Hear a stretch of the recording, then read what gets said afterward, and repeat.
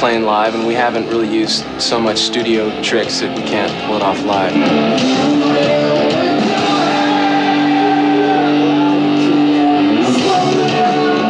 We try to get the perfect performance in the studio. You know, we try to get all the elements intact where it's going to be as perfect as it possibly can. But a lot of times when we do that, the songs are still new and fresh, and we haven't yet tested them with an audience. So once we do that, a lot of times they kind of develop into their own little monster, and it becomes somewhat of a different, different thing.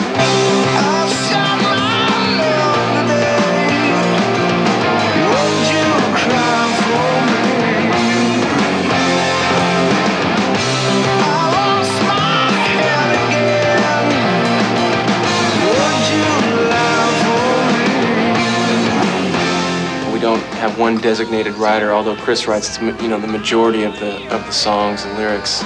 So it feels more like a band because of that.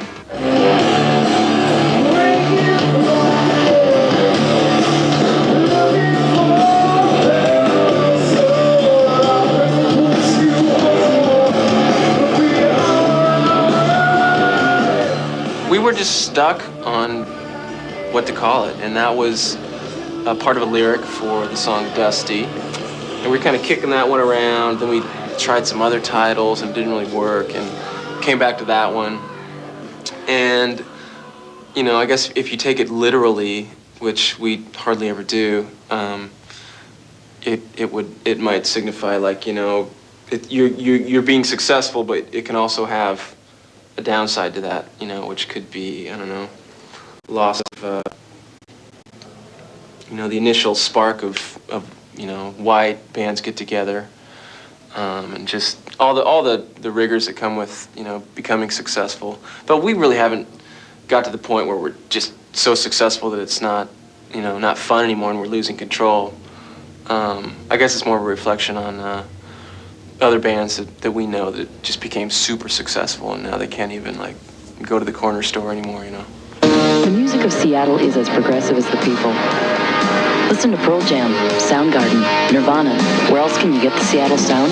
Best Buy. Once there was this grunge singer who did all the things grunge singers would do. You get on a carpet. There's still a pretty strong scene going on in Seattle right now.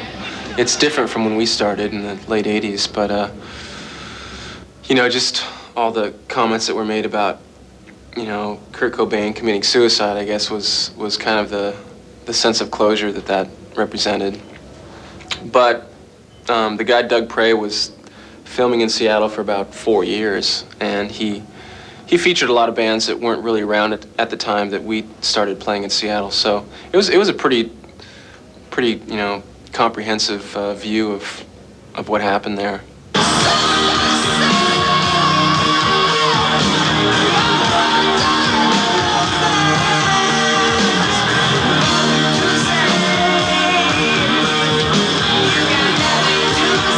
A lot of times, if you just keep,